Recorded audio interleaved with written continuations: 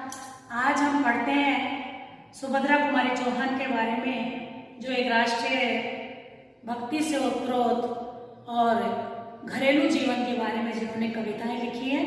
आज हम उनके बारे में पढ़ते हैं। सुभद्रा कुमारी चौहान, इनका जीवन परिचय यानी जीवन का सूक्ष्म परिचय है, पूर्णतया तो नहीं है। श्रीमती सुभद्रा कुमारी चौहान का जन्म 1904 ईस्वी में इलाहाबाद में के निहालपुर गांव में हुआ था। प्रारंभिक शिक्षा इलाहाबाद में हुई। आपकी बचपन से ही काव्य रचना में रुचि थी, कविताएं लिखने का कार्य करती थी और राष्ट्रभक्ति से ओतप्रोत कविताएं लिखती थी, देश प्रेम से। साहित्य साधना के साथ ही सुभद्रा जी ने स्वतंत्रता आंदोलन में भाग लिया। स्वतंत्रता, क्योंकि ये जब साहित्य रचनाएं करती थी, काव्य रचनाएं करती थी, उस समय हमारा भारत देश आजाद नहीं था, अंग्रेजों का गुलाम था और तरह तरह के आंदोलन, जैसे महात्मा गांधी जी के द्वारा असहयोग आंदोलन, भारत छोड़ो आंदोलन और ये आंदोलन चल रहे थे, तो उसमें भी इन्होंने भाग लिया तथा कई बार जेल भी गई। और इतनी सक्रियता के साथ इन्होंने भाग लिया उस आंदोलन में कि उसके कारण अंग्रेजों ने इन्हें जेल में भी डाल दिया। सन 1948 में अकस्मात मोटर दुर्घटना में इनकी मृत्यु हो गई और इनकी जीवन लीला समाप्त हो गई। साहित्य परिचय, सुभद्रा जी ने गहन विषयों पर भी सरल भावमयी भाषा में रचनाएं की है। चाहे कितने ही गहन विषय हो, गंभीर विषय हो, लेकिन फिर भी अपनी ओजस्वी वाणी के द्वारा सरल भाषा में अपने भावों के द्वारा अपनी उस हिंदी भाषा में रचनाएं की। आपकी रचनाओं के प्रमुख विषय राष्ट्रीय प्रेम तथा घरेलू जीवन रहे हैं। झांसी की रानी आपकी लोकप्रिय रचनाएं रही है। सबसे ज्यादा अगर प्रभावित करने वाली या प्रसिद्ध रचना अगर कोई सी रही है तो इनकी झांसी की रानी रचना रही है। बिखरे मोती इनका कहानी संग्रह है और मुकुल कविता संग्रह है। इन दोनों पर इनको या आपको सेठ सरिया पुरस्कार भी मिला है।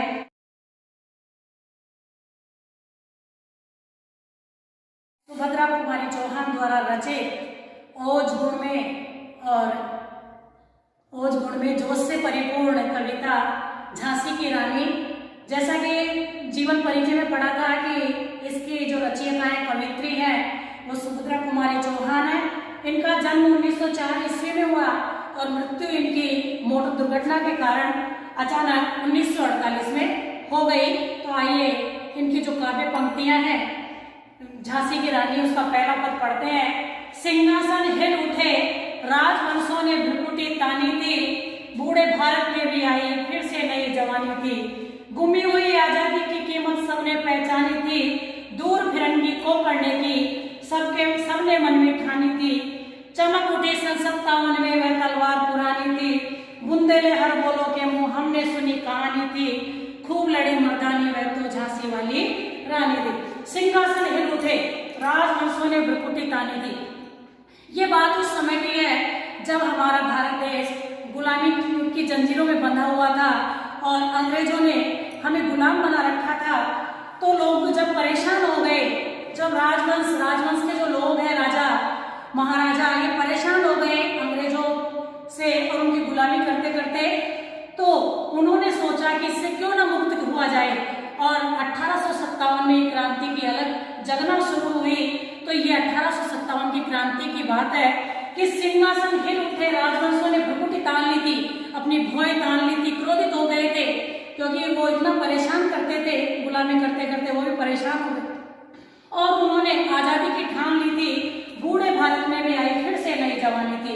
जो जर्जर यानी कि अंग्रेजों के अत्याचार से जो दुखी हो चुका था, जो हमारा बूढ़ा भारत है, जर्जर भारत, जिसकी हालत बिल्कुल खराब कर दी थी, ऐसा लग रहा था कि क्रांति की अलग इतने जोर शोर से जगना शुरू हो गई थी जैसे बूढ़े भारत में नई जवानी आ गई हो, अर्थात लोगों में जोश उत्पन्न हो गया था, लोगों में जोश दिखाई देने लग गया था।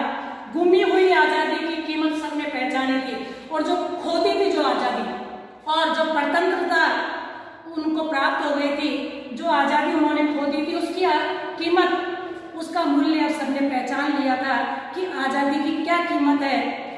सोने की कटोरी में अगर मैदा भी खिलाई जाए पिंजरे में बंद करके पंछी को, तो वह उसको पसंद नहीं है, वह तो उन्मुक्त गगन का पंछी होना ही पसंद करता है। इसी प्रकार हमारे देशवासियों ने भी गुमी हुई आजादी की कीमत पहचान ली थी। दूर फिरंगी को करने की सबने मन में ठानी थी। फिरंगी यानी अंग्रेजों को दूर करने की सबने मन में ठान ली थी कि अंग्रेजों को हमारे भारत देश से अब खदेड़ना ही है, भगाना ही है। अब ये हमारे देश में ज्यादा दिन राज नहीं कर सकते। तो चमक उठी सन 57 में वह तलवार पुरानी थी।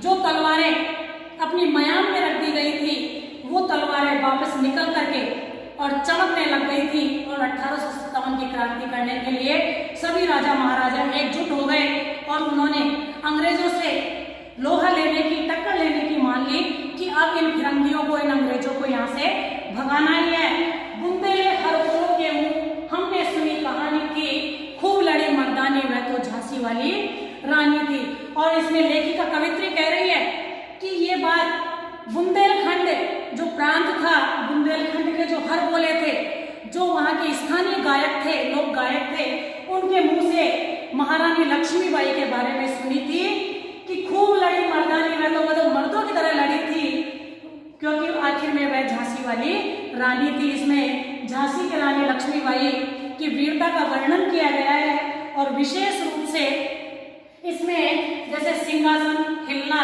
भ्रुकुटी तानना, नई जवानी, तलवार पुरानी, इन शब्दों में लक्षणा शब्द शक्ति का प्रयोग हुआ है। और आइए शब्दार्थ देखते हैं। भ्रुकुटी तानी यानी क्रोधित हुए, भ्रुकुटी यानी भोए, तानी यानी तन्ना यानी भ्रुकुटी तानी यानी क्रोधित हुए, गुस्से में, गुमी हुई यानी खोई हुई, फिरंगी यानी अंग्रेज, हर बोले स्थानीय लोक गायक। आज के लिए इतना ही काफी, धन्यवाद।